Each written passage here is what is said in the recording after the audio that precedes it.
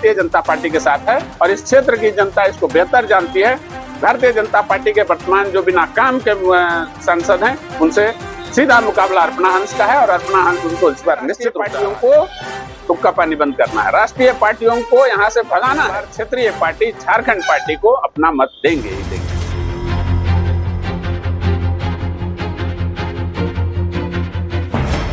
आसनाची खुट्टी में आगामी 13 मई को चुनाव होना है और आप झारखंड पार्टी की प्रत्याशी और चुनाव प्रचार लगभग अब अंतिम दौर में, किन मुद्दों को लेकर आम जनमानस के बीच में हमारे?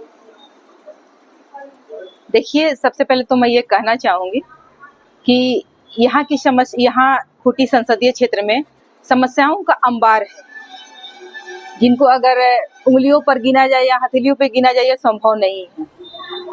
हम लोगों का, चूंकि झारखंड पार्टी आप सभी जानते हैं कि यहाँ की क्षेत्रीय पार्टी है, लेकिन यहाँ की जन समस्याओं को लेकर हमेशा से मुखर रही है। चाहे वो जल की समस्या हो, जंगल की समस्या हो या जमीन की समस्या हो। यहाँ के लोग जो पूरी तरह से अनुसूचित जनजाति क्षेत्र है और यहाँ आदिवासी मूलवासियों का ये क्षेत्र है, हमेशा से ही यहाँ के जनप्रतिनिधि जो चुने गए पहले भी, वो लोग बिल्कुल अनदेखा करके चले गए। चाहे वो बीजेपी की सरकार हो या फिर वो कांग्रेस हो या महागठबंधन के नाम पर जो यहाँ के लोगों को ठगा जा रहा है, उन सभी को लेकर झारखंड पार्टी सोचने लगी या सोच रही है कि कब तक आखिर हम सभी हमारे राज्य को या हमारे लोगों को लोग ठगते रहें और हम चुप रहें। इसीलिए झारखंड पार्टी ने एक उम्मीदवार मुझे बनाया है और मैं इस विषय में लेकर आगे मुखर होकर यहाँ की समस्याओं को लेकर आगे चुनाव लड़ रहे हैं और आप अपनी चुनौती किस तरीके की मांग आपने सबसे पहले तो आपने कहा तो यहाँ महागठबंधन या कांग्रेस से हमारा कोई ये नहीं है, वो हमारे सामने, हम उनको अपना प्रतिद्वंदी नहीं मानते। हमारी लड़ाई बीजेपी से है। और जहाँ तक ये कहना आपका कि आप चुनाव लड़ रहे हैं, तो ये हमारा चुनाव लड़ने का मुख्य कारण यही है कि जो यहाँ के लोगों को हमेशा राष्ट्रीय पार्टियों के द्वारा जो ठगने का काम किया जा रहा है, यह सिर्फ यहाँ के लोगों को वोट बैंक माना जा रहा है और काम के अनुसार कभी भी कोई काम किया ही नहीं जा रहा है। तो कब तक आखिर यहाँ के लोग सिर्फ वोट देते रहें और यहाँ के लोगों को दिल्ली भेजते रहें और अपने आप को ठगा महसूस करें? इसीलिए झारखंड पार्टी ने ऐसा कदम उठाया और बहुत ताकत से सामने आए हैं हम लोग, और इसका परिणाम जल्द ही आपको दिखाई देगा। अर्पणा जी, गत लोकसभा चुनाव में जो दो प्रमुख गठबंधन है, इसमें एक प्रमुख गठबंधन की जो प्रत्याशी है मामूली अंतर से चुनाव हारे हुए। चुनाव हारे नहीं थे, जैसा कि मैं आपको बता देती हूँ, क्योंकि आप लोगों को ये जानकारी है। यहाँ के विधायक हैं नीलकंठ सिंह मुंडा और कांग्रेस जो प्रत्याशी है वो नीलकंठ सिंह मुंडा के बड़े भाई हैं। तो ये तो खुद एक परिवार से दो व्यक्ति, एक विधायकी लड़ते हैं और एक सांसद लड़ते हैं। तो यहाँ की जनता को कब तक ये बेवकूफ बनाया जाए कि एक ही घर से दो दरवाजे पे दोनों विधायकी और सांसद उनके घर जाए? ये एक सोची समझी साजिश थी। इसके तहत कांग्रेस ने एक ऐसा उम्मीदवार ही दिया जो पहले से ही फिक्स था कि भाई हम जीते या हारे, हम तो सरेंडर कर रहे हैं। मतलब कांग्रेस गठबंधन के प्रत्याशी पे आप परिवारवाद का आरोप लगा रहे हैं? परिवारवाद का आरोप नहीं लगा रहे हैं। हमारा कहना है कि दो पार्टियां, जिनको आप राष्ट्रीय पार्टियां कह रहे हैं या फिर कह रहे हैं कि बड़ी पार्टियां हैं, ऐसा नहीं होता है कि वो दोनों चुनाव सांसद भी वही लड़े और विधायकी भी वही लड़े। तो यहाँ के लोग बेवकूफ नहीं है। कब तक आखिर बेवकूफ बने रहेंगे कि एक ही परिवार के दो लोगों को वोट देते रहेंगे? तो इसलिए ये गलत हो रहा है और इस गलत का हम लोग विरोध कर रहे हैं। खूंटी की जनता आपको क्यों चुनी? खूंटी की जनता का चुनने का कारण, आप अगर जनता के बीच चले जाएं तो यहाँ झारखंड पार्टी कोई नई पार्टी नहीं है, ये सबसे पुरानी पार्टी है झारखंड के लिए। और यहाँ के लोग जानते हैं कि उन जनमानस से किस तरह से झारखंड पार्टी शुरू से ही जुड़ी रही है, यहाँ के समस्याओं को लेकर हमेशा मुखर रही है। और झारखंड पार्टी को लेकर अगर हम आवाज नहीं उठाएंगे, झारखंड पार्टी आवाज नहीं उठाएगी, तो फिर कौन आवाज उठाएगा? राष्ट्रीय पार्टियां अपनी रोटी सेक रही हैं और यहाँ से सांसद जा रहे हैं दिल्ली, लेकिन यहाँ की आवाज बनकर कभी ना वो काम किए थे और ना काम किए हैं।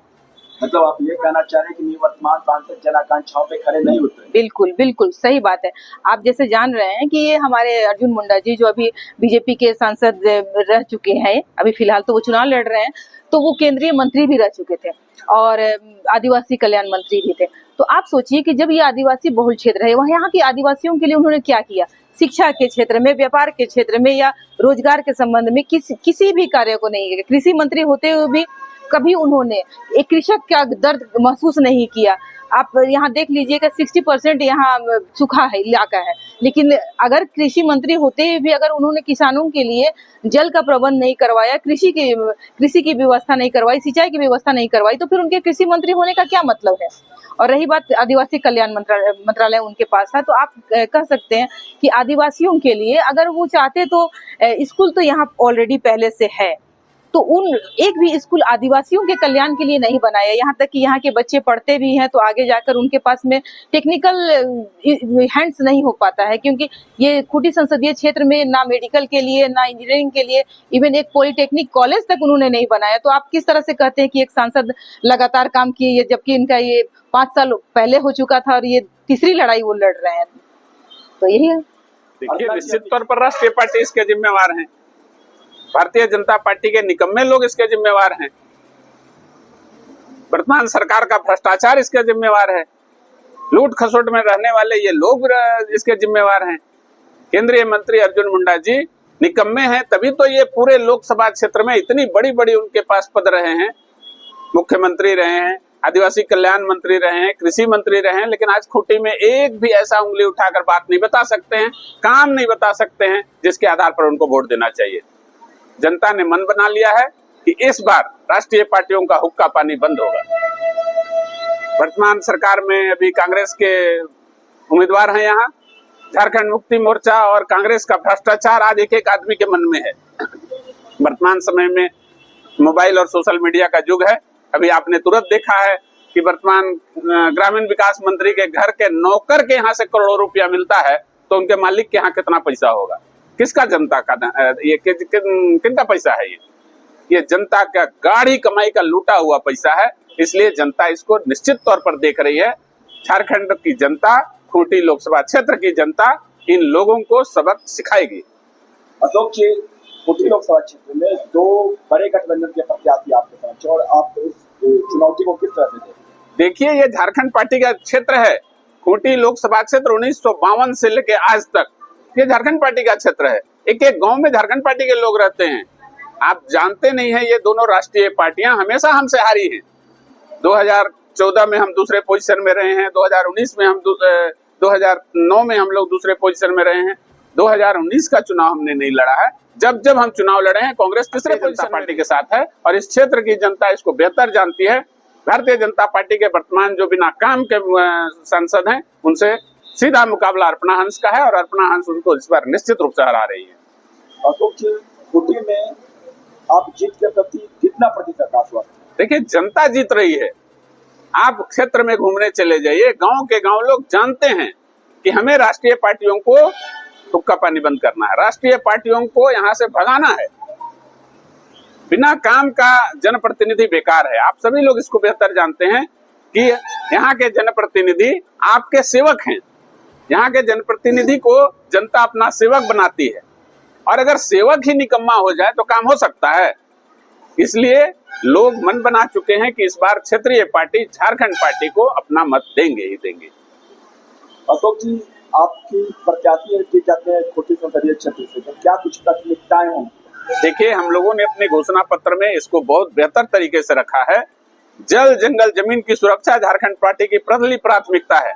पेशा कानून को सशक्ति से लागू कराना झारखंड पार्टी की पहली प्राथमिकता है। रेल को जमशेदपुर से लेकर गुमला तक, सिमडेगा तक, रेल को जमशेदपुर से लेकर सिमडेगा तक, फिर वहां से लोहरदगा तक जोड़ना झारखंड पार्टी की पहली प्राथमिकता है।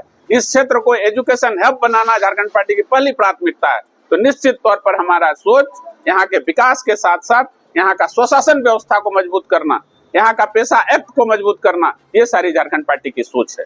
अशोक भगत जी, गत लोकसभा चुनाव में जो प्रमुख गठबंधन के प्रत्याशी आपके समक्ष आसन्न चुनाव में है, वो मामूली अंतर से हार हुई।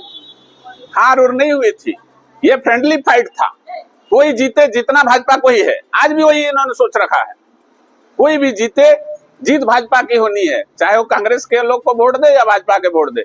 झारखंड पार्टी ने बैलेंस किया है।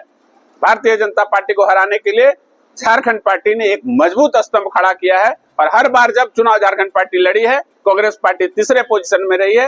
निश्चित तौर पर इस बार झारखंड पार्टी जीत रही है।